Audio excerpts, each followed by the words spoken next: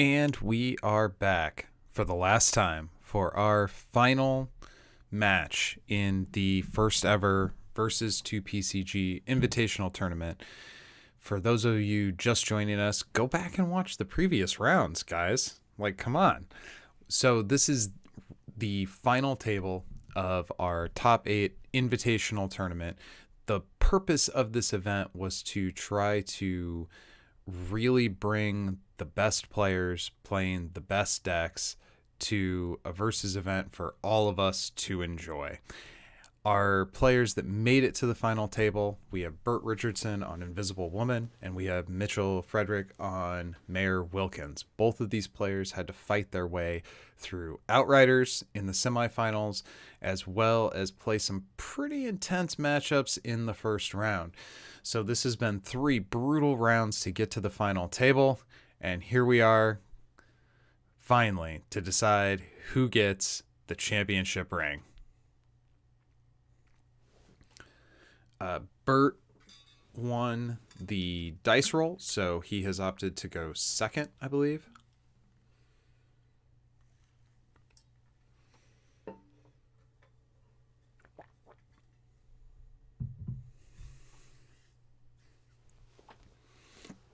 So, looking at these matches in terms of how they line up, if you want a full, robust breakdown of this matchup, you can check out the latest episode of the Build Phase podcast. Peter Heddles and I go over it in detail. But in kind of a nutshell here, both players have pretty narrow paths to victory. Mitch is looking to get the parallel dimension plot twist and get an unkillable copy of his Mayor Wilkins into play, at which point he can grind most opponents out. However, Burt has an answer to that unkillable copy in the form of Dark Phoenix.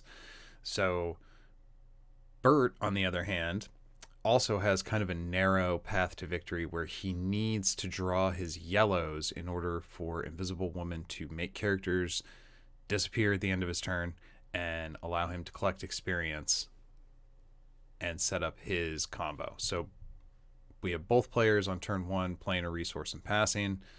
Mitch is going into turn 2 here with Shuri. Now Shuri has Smart, so he gets to draw a card off of that. However, playing a resource is a non-optional trigger, so Mitch is going to have to go back and play that second resource before doing anything further with Shuri. The card on the side sideways on his deck there represents the card he drew with Shuri, which of course should not be available in his hand to place as a resource.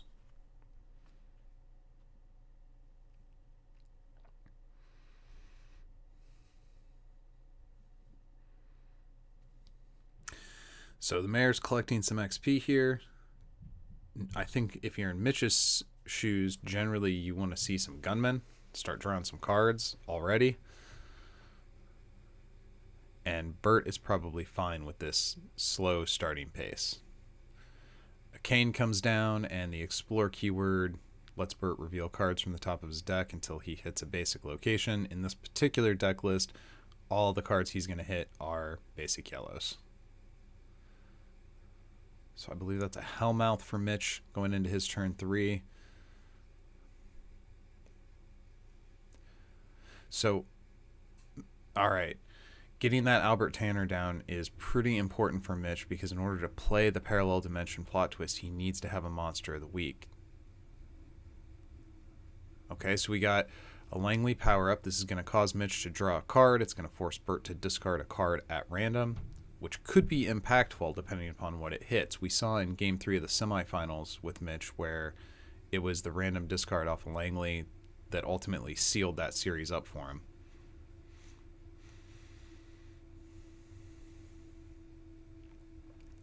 So Mitch is going to roll 2 dice, disregard every result over 9. So card number 7 ultimately gets discarded at random out of Burt's hand.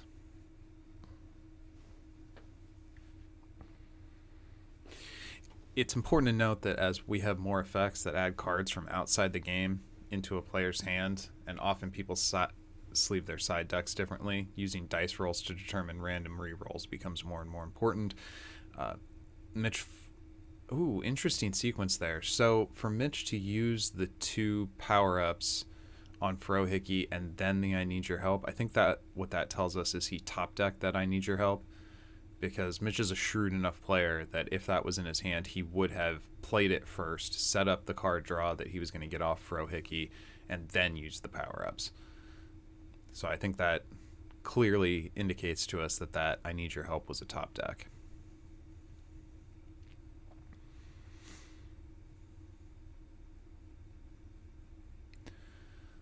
That roll there was the random cut roll, which just helps hedge against deck stacking in these online events.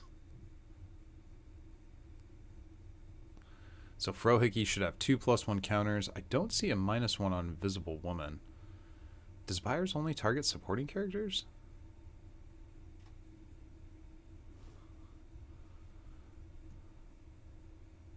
I'm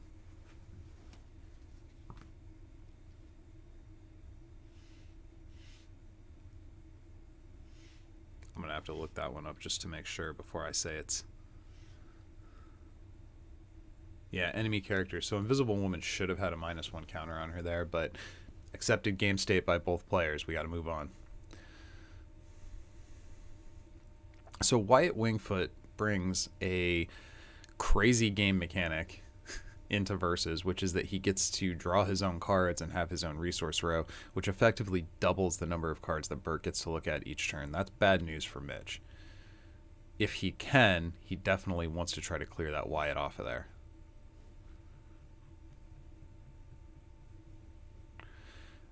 All right.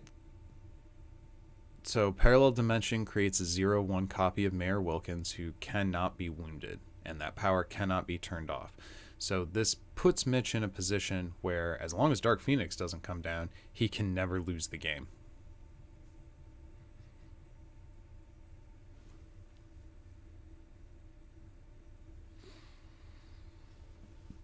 Vulture forces another random discard from Burt's hand. I expect we'll see that Vulture fly over and crack Sue.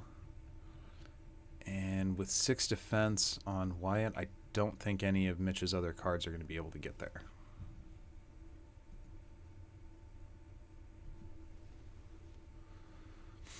So if you're Burt here, you almost want to see an underdrop, because you want to be able to get at least one more character down, ideally 2 characters down, and then one of those yellows flip for Sue to just collect a bunch of experience.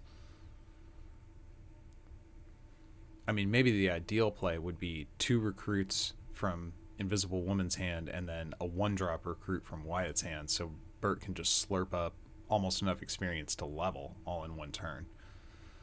I suspect if he had some combination of plays that would add up to that, though, he wouldn't be taking so long to think through it.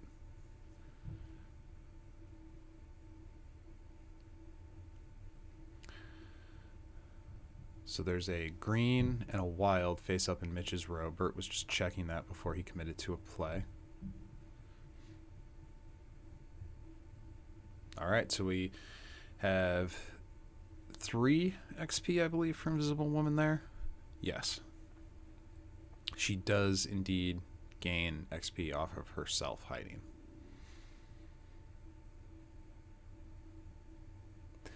So start a main phase this turn. I think we're going to see the 30-30 come out. So right when Mitch reaches the point where he can start doing damage, Burt hides all his guys. That was pretty excellent timing on Burt's part there.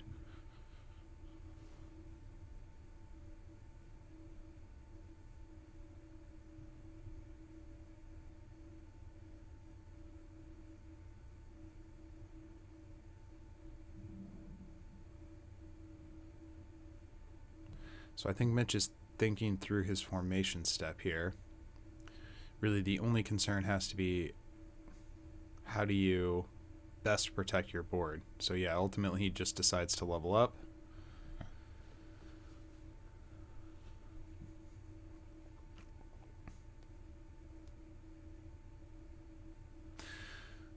So Mayor Wilkins is going to pay a blue and a green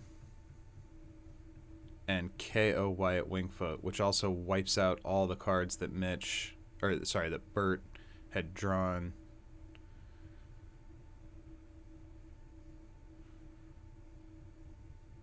So let's see, I think Wyatt triggered one time, so only 2 cards are lost to that out of combat Wyatt KO.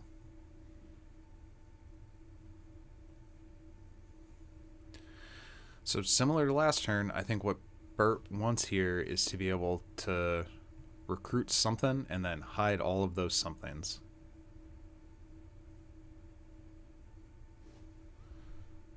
And he successfully captures 3 more experience, so we now have both players at level 2.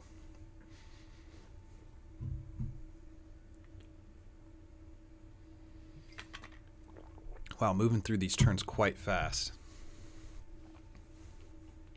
The fact that we're seeing an I need your help from Mitch here. So he had no recruits? I was thinking I need your help as a main phase. I'm going to double check myself.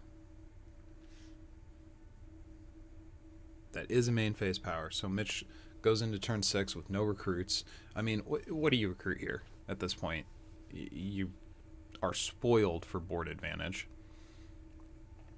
And I'm guessing we are going to see some kind of lone gunman power up to follow up that I need your help right now. Buyers would kind of suck. There you go. So Langley was the one he wanted, without a doubt. I believe that brings us to 2 Langleys in the KO pile so far.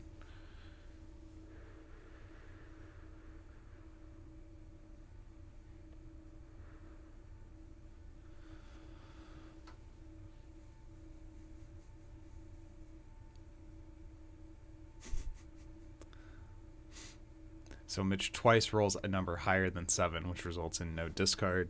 The 3 sends a thing to Burt's KO pile. So that's 3 random discards Burt's been hit with. None of them have turned over any cards that are immediately recognizable as backbreaking to Burt's game state, though.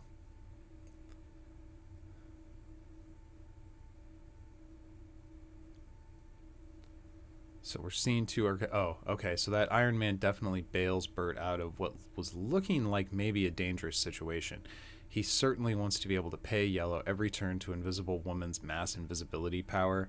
And this is the combo that Burt's trying to set up here. All his characters get invisible. Singularity moves them all out of play so they can't be targeted by anything. And then Singularity hides at the end of turn.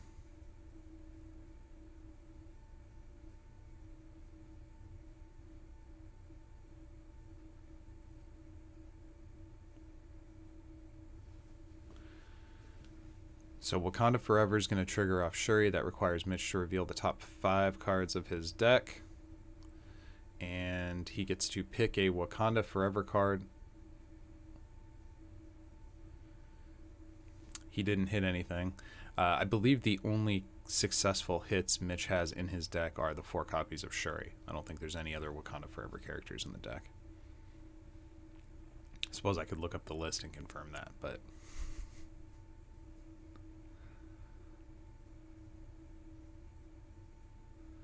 So, Special Cut puts 3 cards on the bottom.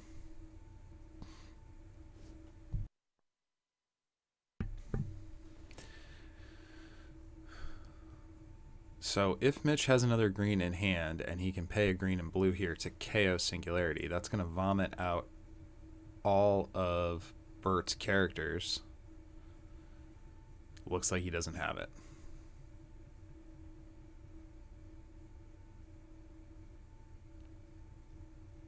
I'm a little surprised he's tucking the main character into the back row. Having that 30-30 in front, if Burt wants to try to do something combat-wise, that's something he has to fight through. And certainly Mitch is not going to win or lose this on the back of how defensively he plays. So we have to assume the Jungle Hunter is going to pull a yellow of some kind. Yeah, so a Baxter building, which is functionally a yellow for Burt. This is not good news for Mitch. This sets Burt up to play Dark Phoenix next turn, and really a Dark Phoenix play does just kind of end the game. If Dark Phoenix comes down and calls keywords, the token is done. The ego is done. Well, not done, but ego no longer is the big threat that he appears to be. The gunman package is nuked. Fluke man, essentially Mitch's entire board, with the exception of the one superpower on his level 2, is toasted by a keyword call. So Burt first flips the yellow, commenting he doesn't want to forget. That is for sure something that needs to happen. So all characters in Invisible Woman's row gain invisibility.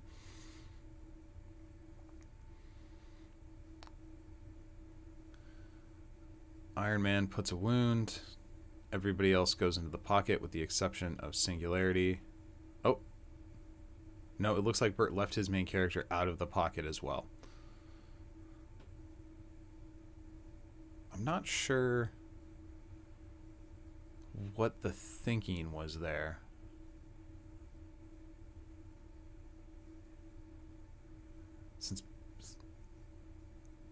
Okay. Again, Odin's a great card for Mitch to get out. That makes Invisible Woman much easier to hit. But are we going to see a Dark Phoenix here? Because if we are, it becomes very irrelevant.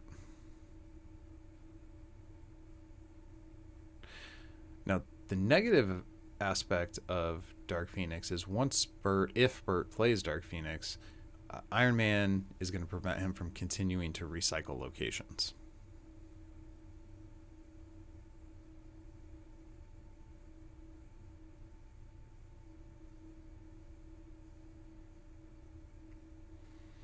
It's crazy that this whole battle is really being fought without any, like, wounds are almost irrelevant.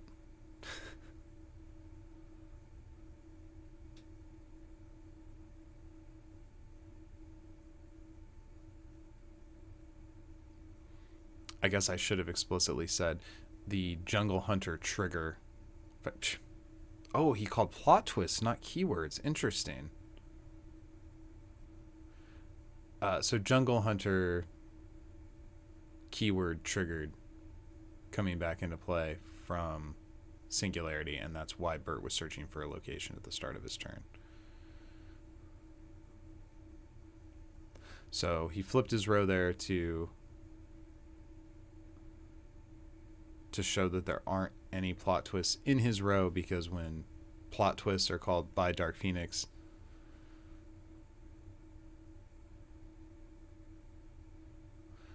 oh, so I did not know that, but apparently the parallel dimension copy still counts as a plot twist, even though it's a character, which I guess has come up before, although when I had previously talked about it, it was moving the card into the RFG zone and back, and it stayed a plot. Apparently it still counts as a plot twist, even as a token.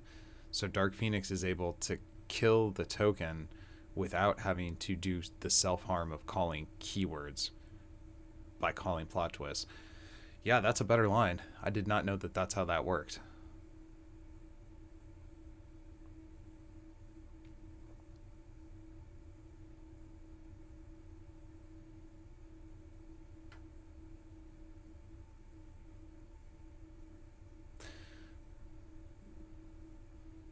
So they're having a little bit of discussion about how Jungle Hunter double triggered that turn, just making sure that it's getting counted correctly.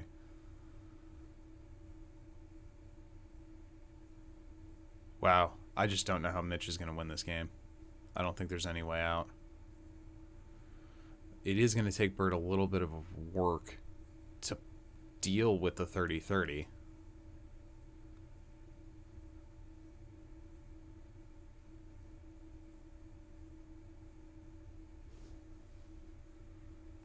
I imagine we're going to see a Dark Phoenix crack into that Frohiki this turn.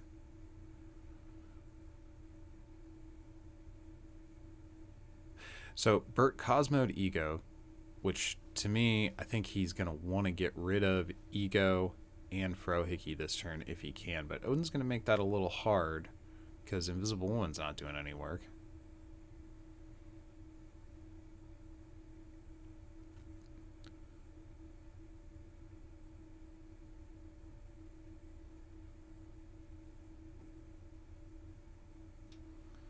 Everybody gets tucked except for Invisible Woman and Singularity, and they both get hidden.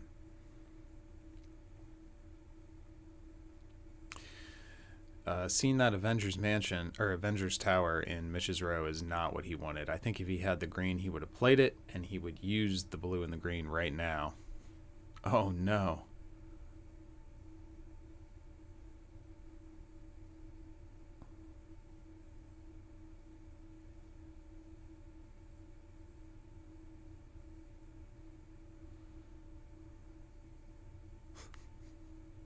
Alright, so card number 1 gets nuked out of Burt's hand there.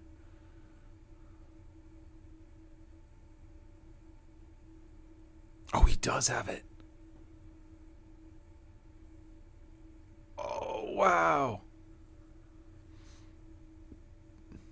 Singularity goes down. Oh my goodness. I mean, you have to do it if you're Mitch. You have to get rid of that Singularity. But to essentially give your opponent the ability to drop a nullifier on you in the middle of your turn. Well, Cosmo is not the same as a nullifier, but to... Oh, that sucks.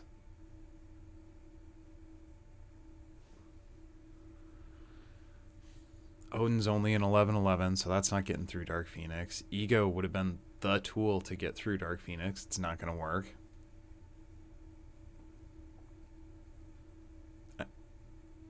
I mean, yeah.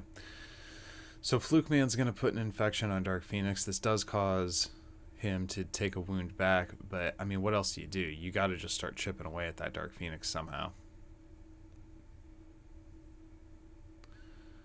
And that is all Mitch can do.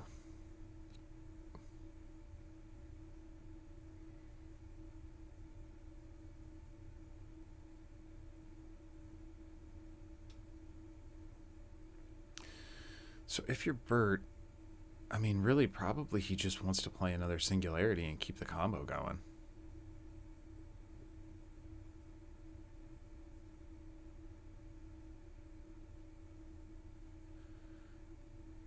If he's able to find another Dark Phoenix...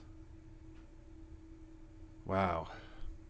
So to use Dark Phoenix to really backbreak Mitch, he almost needs 2 more recruits. 1 to call levels and 1 to call keywords to be able to wound the level 1 mayor. And while that may take a lot of time, Burt has time.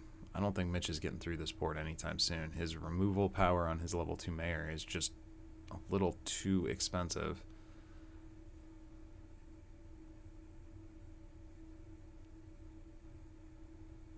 And Burt has a bazillion resources.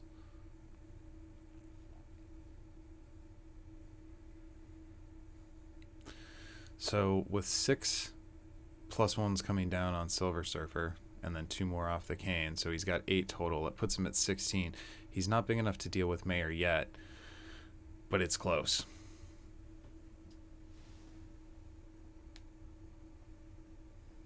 I think that's all 4 basic locations out of Burt's deck there.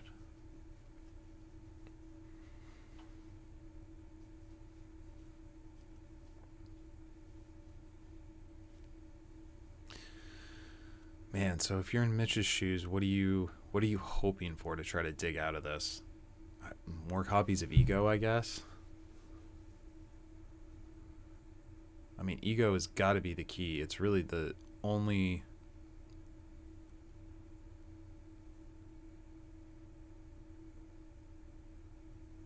"12 into Ego takes him down.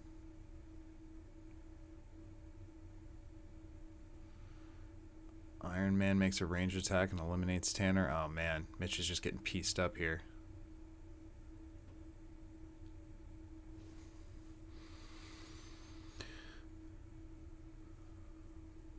So if Mitch can get some kind of attack going here, that's a good sign. That's what you want to see. So his level 2 Mayor Wilkins is big enough to clear Phoenix. Ego can clear Jungle Hunter. One of the gunmen could clear Kane, and then the main character is wide open. Now, do you go straight for the main character, or you try to clean up some of this other stuff? Probably you go straight for the main character. So Frohickey's going to clear the Kane. It's funny to see a Frohickey be a combat threat, but I guess that's not that uncommon given how often he gets powered up.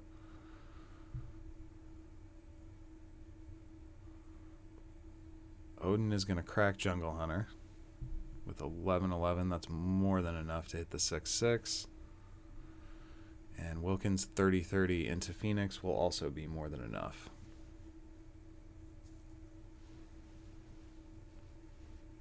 What is Burt thinking about here? He can't have a plot twist. I don't know what effect he could have.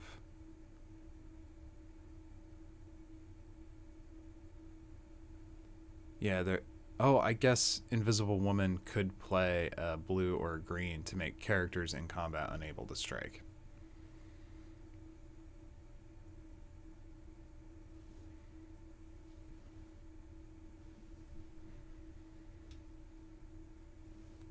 So Flukeman infects Invisible Woman. With Odin face down, he's not big enough to actually stun her. But the infection is important. Ego declares an attack into Iron Man. And while Iron Man is a problem character, I wonder if chopping that Silver Surfer down. Well, Burt also thinks Iron Man is an important target because he is using the psionic force field to protect Iron Man here. And with Mitch all tapped out, I don't think there's much else he can do this turn. Oh, another location from hand. Silver Surfer KO'd by Wilkins. That's big. And that also definitely explains the Ego into Iron Man attack. And I like the way that was sequenced. Because there was a chance that Burt goes, I need to protect my Silver Surfer, and holds back on Invisible Woman's superpower there. By sequencing it in that order, Mitch set Burt up to make the miscall. Now, Burt sussed it out and went ahead and used the superpower to protect his Iron Man. Perhaps he had the read that Mitch was going to KO Silver Surfer otherwise. Or through another method. So this looks a lot less bad for Mitch now. However, Burt has a bunch of cards in hand. He's pretty ahead on resources. And if everybody gets tucked in the back, I think that's going to be an indication that Burt wants to have an invisible turn. Until another singularity hits the board, Burt is going to have to be a bit judicious with those Baxter buildings and yellows that he has. Unless there's another Iron Man in hand, which of course there could be. Now, by virtue of everybody being hidden at the end of turn, the infections don't really do anything. The characters are still infected, but when they're face down, it does not put a -1 counter on them at the end of turn. I think technically the effect probably tries to trigger, but cannot. So Mitch does a formation and has no attacks because Burt's entire board is hidden, and passes.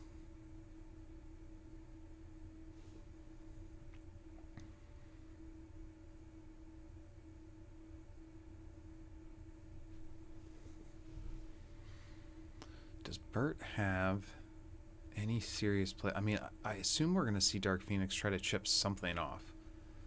But I guess he didn't last turn. That is interesting.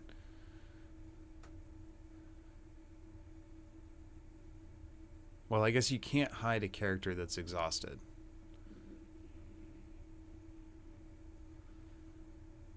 So, rather than trying to chip down Mitch's board... Whoa, goodness.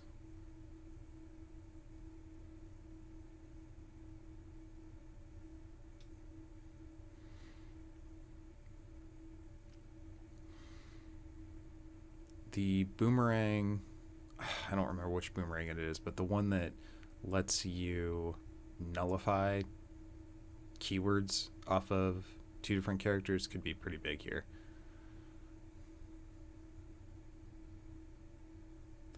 Ego and Odin lose their keywords due to boomerang going into this main phase, which is going to let DP clear Ego pretty cleanly.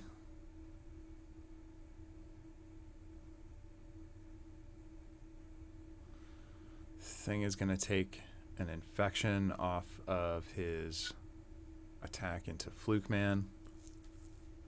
Wow, this is going to be a bloodbath for Mitch this turn.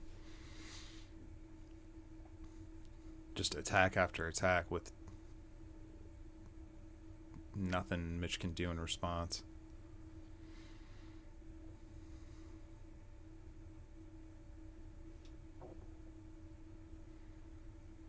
I feel like we've got to see an invisible woman hide here.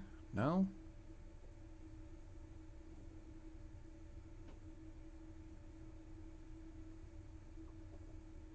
Yeah, okay, he is going to hide there at the end of turn. Which makes sense. Burt is very close to, I think, shutting the door on this one. And there's no reason to be reckless here. He's got the yellows. He might as well hide Invisible Woman. Keep that wound off her just a little bit longer.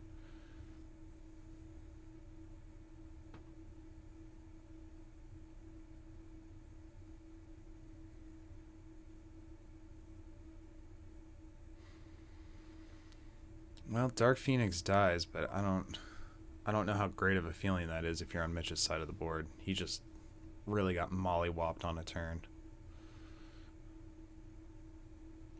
Although, I guess Mitch is kind of doing a ton of damage back this turn. He's effectively clearing a lot of the targets that Burt has on his board.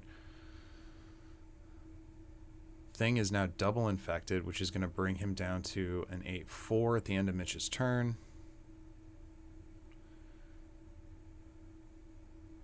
I mean, if you're in Mitch's shoes, this is what you got to do. You gotta take it turn by turn. Accept the fact that this is not a great matchup for you, that Burt seems to be hitting everything that he needs, but you can't despair. You got to keep looking for the best line each turn. And just keep chipping away at it. Eventually, though, it seems like Mitch is in a position where he's going to run out of egos, and Burt just has too many threats to deploy. That Silver Surfer, oh goodness.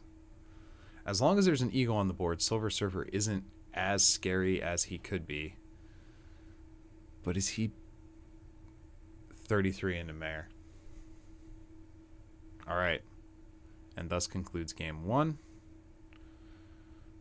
Looks like they're going to shuffle back up for game 2 here.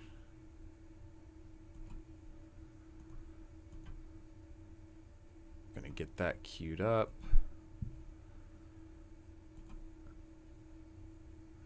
Mitch is choosing to go second this game.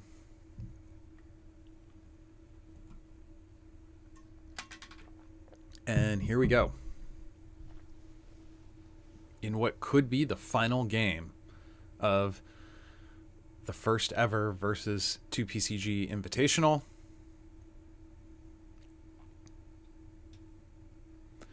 Burt, one game away from taking home the championship ring. Mitch looking to claw his way back out of this precarious position with a reverse sweep.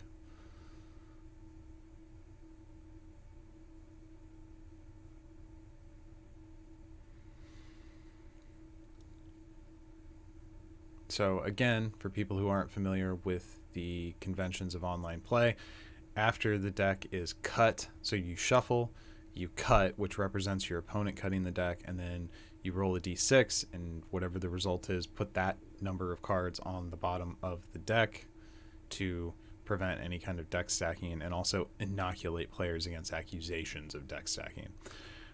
Burt starting turn 1 with a Baxter building, no recruits, which is honestly a great turn 1 for Burt. That's exactly what he wants to do, get those locations down. Mitch, for his part, on his turn 1, plays a resource, gains 1 experience, and passes. It's hilarious that both main characters have no attack. So these early turns are moving pretty quick. Burt plays a resource and passes. And going into Mitch's turn, we have a Hellmouth and a Langley. So being able to play the I need your help now, and almost assuredly we're going to see a Freiderick power up here. That will let Mitch draw whatever card it was he searched for and stacked on top of his deck. Of course, after special cut rules.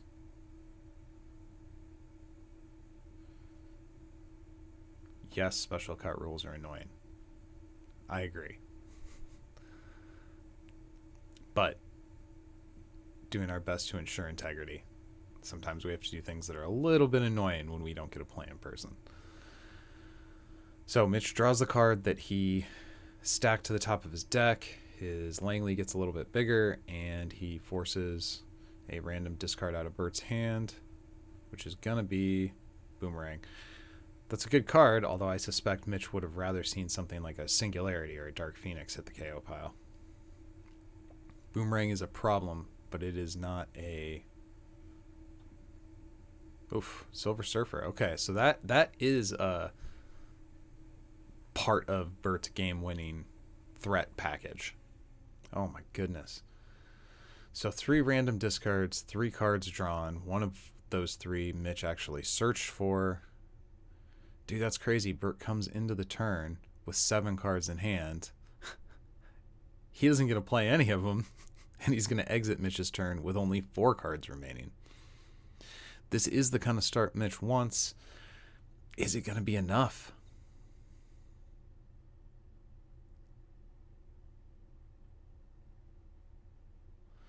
So Burt is searching for a yellow, and he's going to opt not to. So we see there, he still has plenty of Dark Phoenixes in his deck. So I think Burt still feels pretty comfortable as far as having his late game outs to what the mayor's trying to do.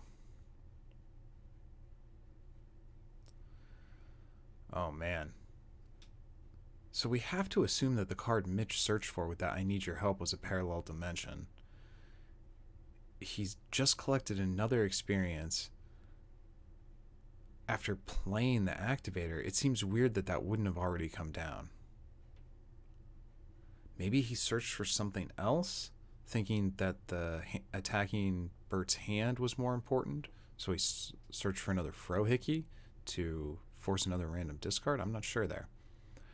Burt recruits a Ganymede, which was really important in his Outrider matchup, less so in this one, and hides all his guys, gaining 3 experience.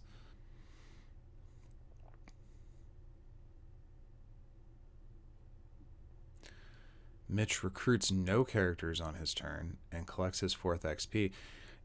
If we're in a situation where Mitch didn't draw a parallel dimension, this game might just be over next turn. It doesn't automatically end simply because Mitch levels without the token. But without the token, his security, his insulation against a potential loss is just gone. And then it's just a matter of how long will it be until Burt is able to send 30 attack across the board. Oh, no.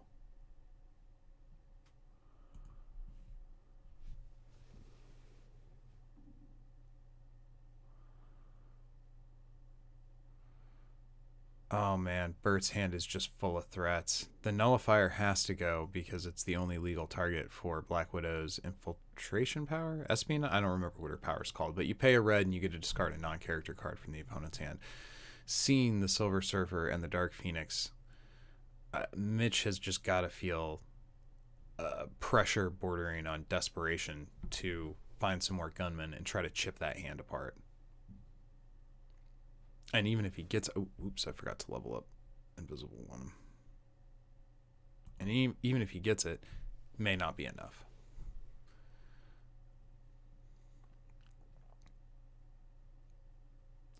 She-Thing.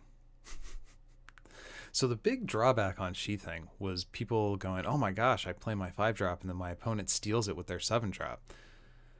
However, in a illustrated versus photographic matchup, you don't have to worry about your opponent stealing your Sheathing, and you can just get this dope 5-drop with big stats for essentially no risk.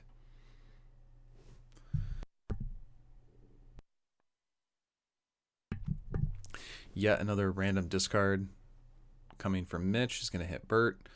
I'm sure Mitch wants to see that Dark Phoenix go away.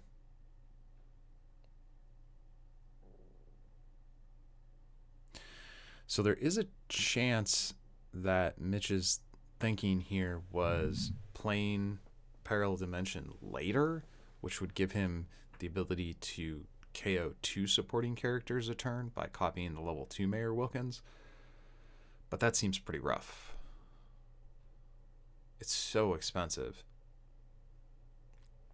And I'm not sure the copy actually copies team affiliation.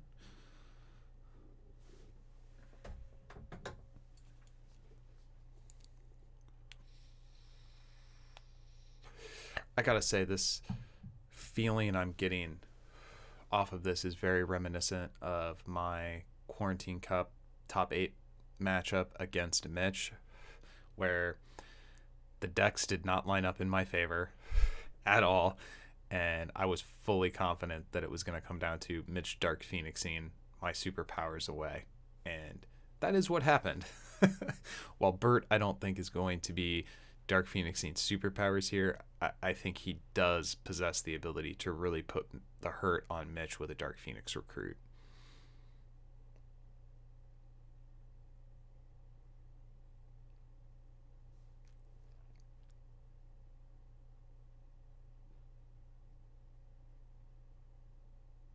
Is it going to be the same? What's he got? Burt, you're building so much tension.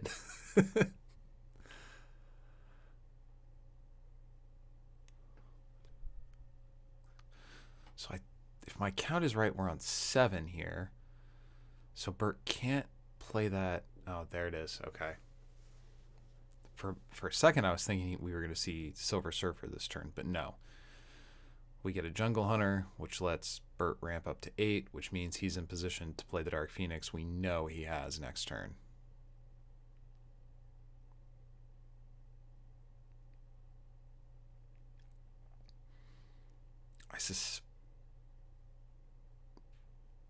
Alright, Jungle Hunter into Vulture, so I think that's going to be a trade. Vulture's a 6/3 if memory serves.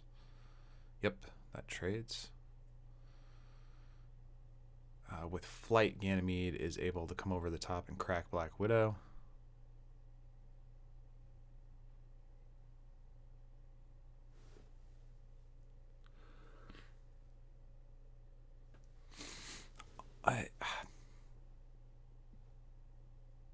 I'm sure Burt would have liked to eliminate that Langley. Ganymede's attack is just not quite big enough, but the discard potential that Langley represents is certainly more threatening than what Black Widow represents, because Langley can hit Dark Phoenix. So with Killmonger stealing Invisible Woman's powers, this does kind of work as a potential maybe out for Mitch. He is running both blues and greens. I don't think we've seen any Sokovias, so Killmonger would be relying entirely on basics in order to use the psionic force field, but that could be a relevant play, both taking it away from Invisible Woman and also preventing one of Burt's attacks.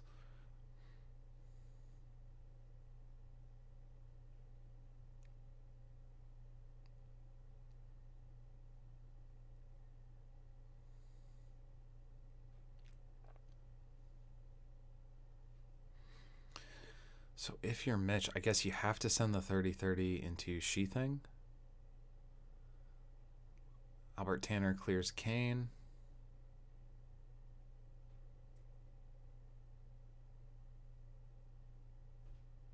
Oh, okay. Yeah, so that is a better play. By using the superpower to get rid of She-Thing, Mitch is actually going to be able to put a wound on Burt this turn.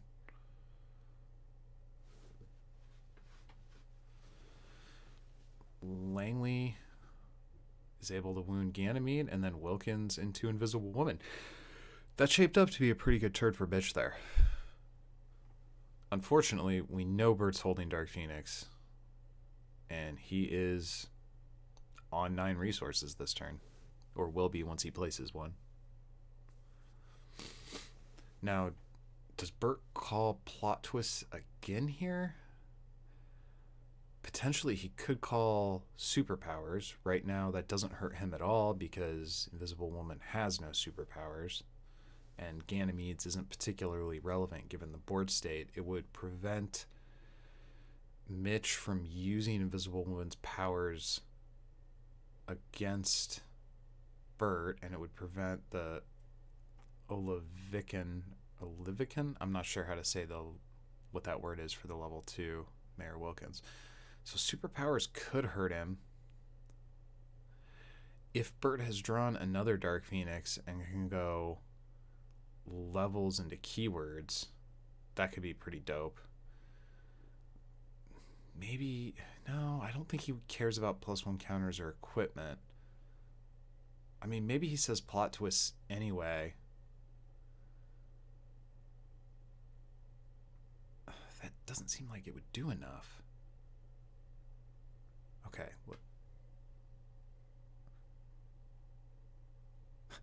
Burt still hasn't said what he's calling. The tension builds.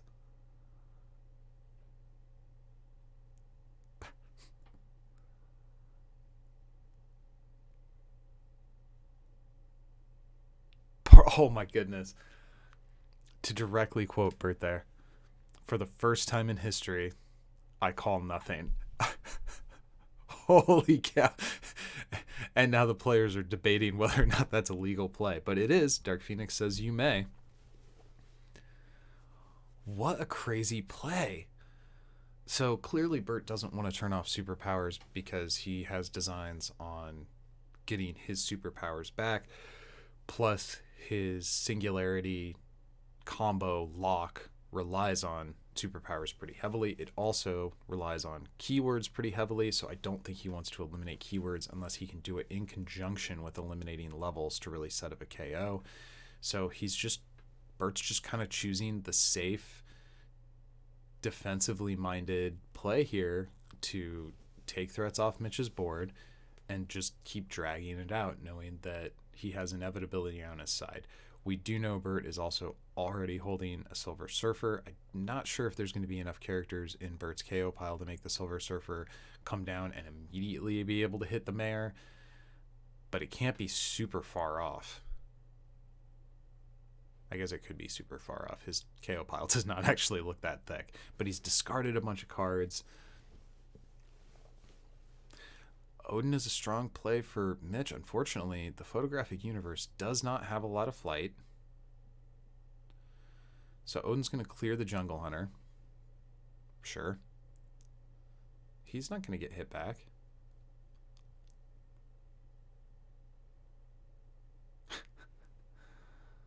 That's funny. Mitch says, I assume he's always 12 attack, which in a lot of decks is true. For people who aren't familiar with Jungle Hunter, he gets +3 attack for having a Valverdin Jungle and +3 attack for having a Predator ship in the row. Burt has neither of those cards in his deck. Mitch's main character put a first wound on Dark Phoenix, and Tanner suicides to clear Ganymede. And Mitch is not in that bad of shape here. If Burt plays Ego, that does seem kind of not Ego. If Burt plays Silver Surfer, that does seem kind of threatening. But Mitch can follow up his next turn with an Ego, and then we're kind of right back where we are. It really is going to come down to a race between, can Burt get a character that can get over 30 defense faster than Mitch can stack wounds on Invisible Woman. And despite the Mitch-friendly state of the board right now, we know Silver Surfer, it looks like Silver Surfer plus something is going to come down for Burt. And without almost exactly ego. That's really going to put Mitch on the ropes. 2 cards. Oh, interesting. So he opted to not play the Silver Surfer. Oh. So Burt's going to hide his whole team. This is going to allow Wyatt to draw him some extra cards next turn. So one of the things Burt excels at is playing the long game, looking multiple turns in advance.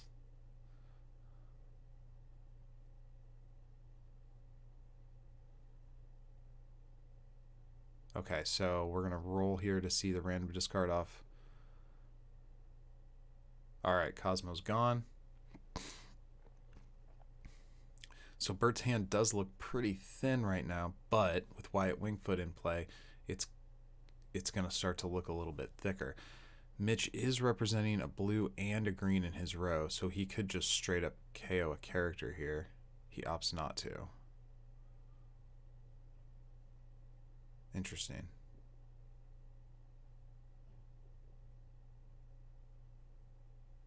So we have a Wyatt hand.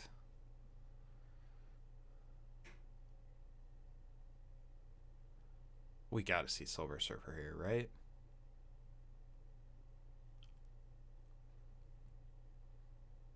I mean, what's got to be so frustrating if you're sitting in Mitch's seat is even as you... Oh, geez, the whole combo. Here we go. Even as you chip Burt's hand apart to try to deny him these tools, every one of those characters that hits the KO pile is just another +1 counter on Silver Surfer later, and you have to be afraid of Silver Surfer hitting that magic 30 number.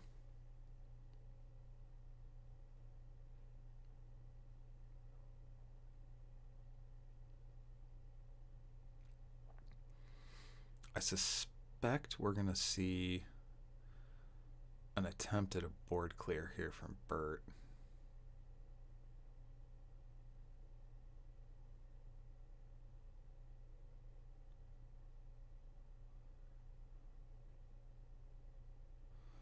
All right, Swain was used to target thing, so he's able to clobber Odin for free.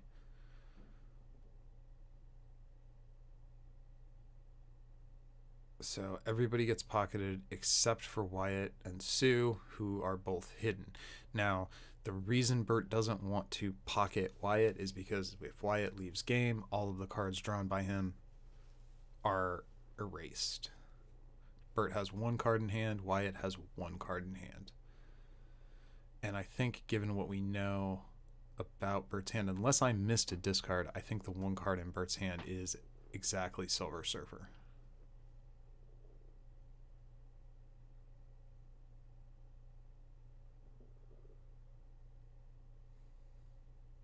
Which makes me wonder how many cards Burt has in his KO pile, because Silver Surfer plus Thing can get to 20. That means a team attack with Thing and Silver Surfer into Mitch is game over.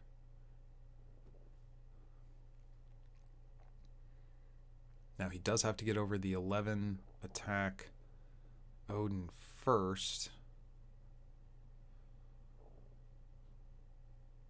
11 defense, I guess, is the relevant number.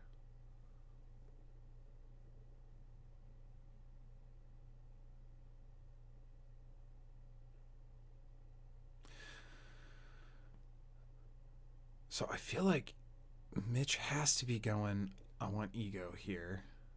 Unless he has another vulture or a combination of cards that could force Burt to discard. If you can force Burt to discard that Silver Surfer, that's probably the play you want. Like, that feels pretty good.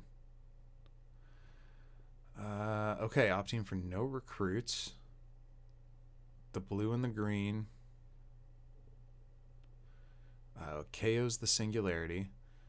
Burt's characters reemerge. He gets to orient them in whatever way he wants.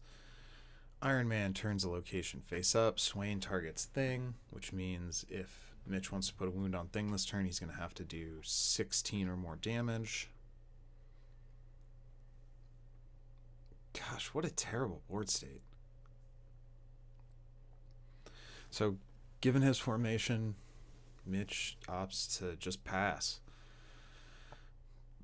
Maybe there's an argument for infecting Thing.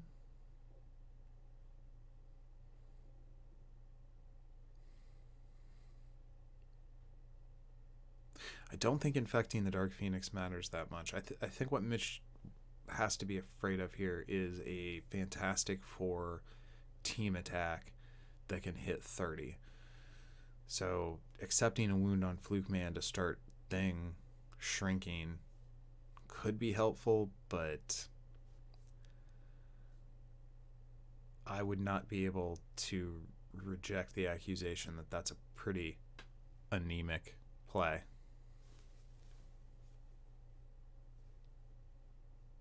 I'm sure somewhere C-Stacks just took a shot.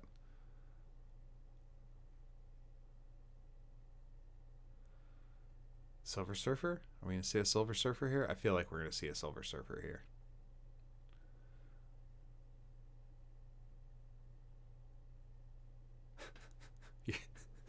I need like a drum roll sound effect for every one of Burt's turns.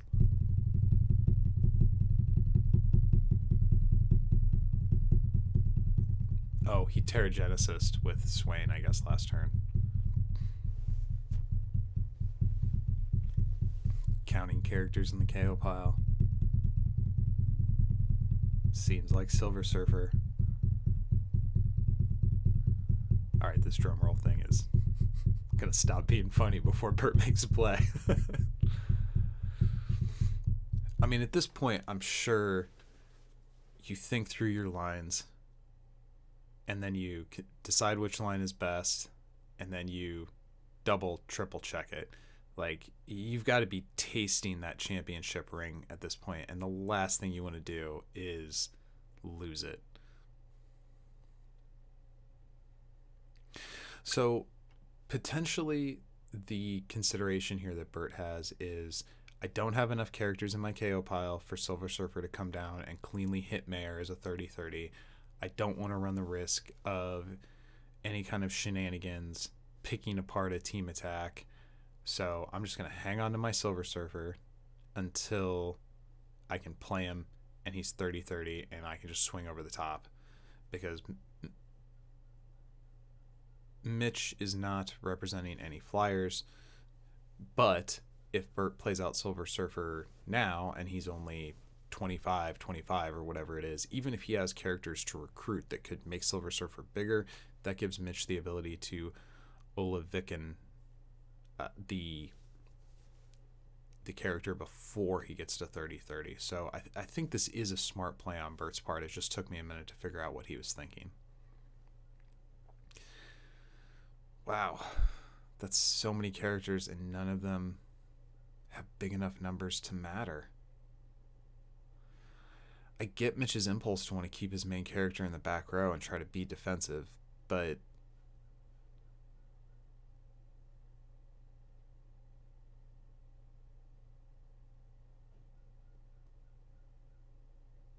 so there's essentially 4 cards because Wyatt's hand does count as part. So Burt has to discard a card from his hand, and it was another Wyatt Wingfoot. Which, again, unless I lost track of Burt's hand, that means that one last card is a Silver Surfer.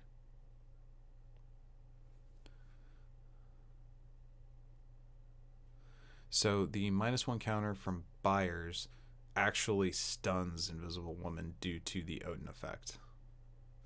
So Black Widow triggered. Yeah, okay, so I am definitely...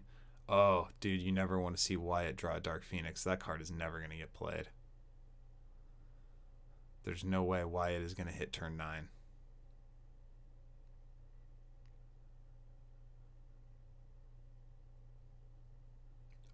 Oh. Mitch uses Baby William. That bounces Wyatt back to hand for Burt, and that causes all of Wyatt's stuff to get...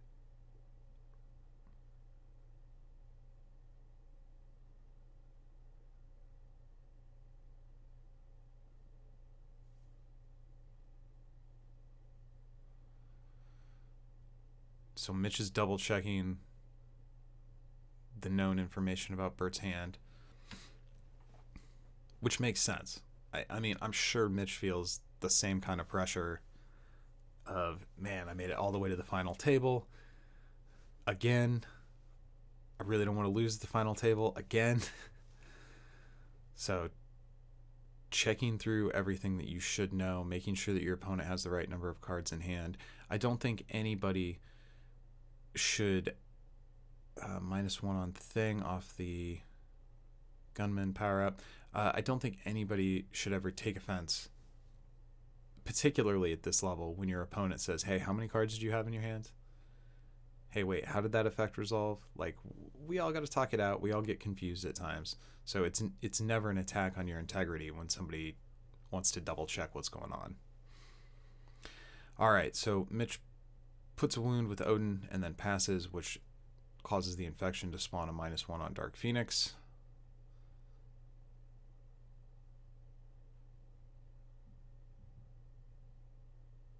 I feel like we got to see a Silver Surfer here. Burt's held off for so long. Although I don't think the Silver Surfer is going to be big enough. I suppose there's some argument for Mitch having saved the buyers till next turn to try to use it to put an additional wound on Invisible Woman, but there's also a good chance Odin just dies here.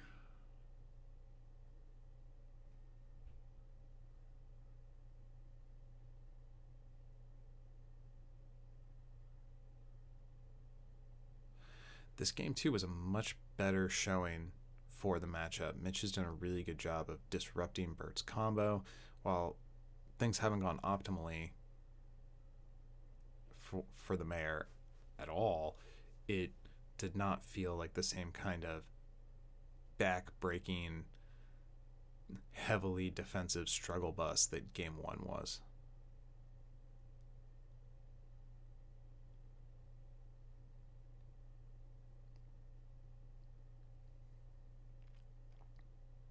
Okay, so Surfer finally comes down. So he gets 11 +1s, which is going to put him at 19. And we have a Ganymede. So let's see. I think Swain is big enough to clear Natasha.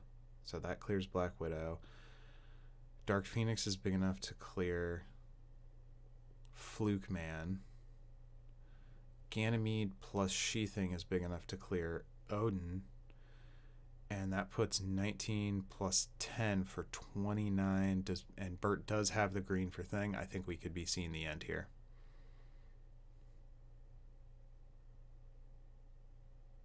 Oh, Clobber and She Time rather than opting for the team attack. So that clears Odin. I mean, it is possible Mitch has a green or blue in hand that he could use to prevent a strike. That he could use to prevent a strike here.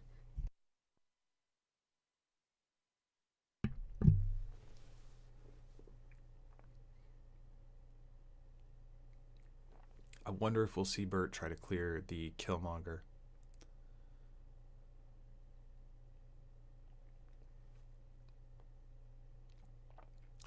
$41 to the 30.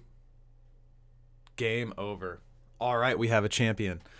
Congratulations to Burt Richardson for being the first versus 2PCG Invitational champion.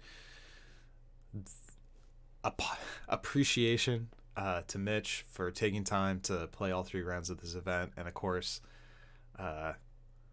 sorry to see you yet again make it to the final table, but not be able to taste victory to Iowa's finest there. So thanks to all our players. Thanks to everybody who watched this event as it was coming out on YouTube. And stay tuned for when we announce Invitational 2.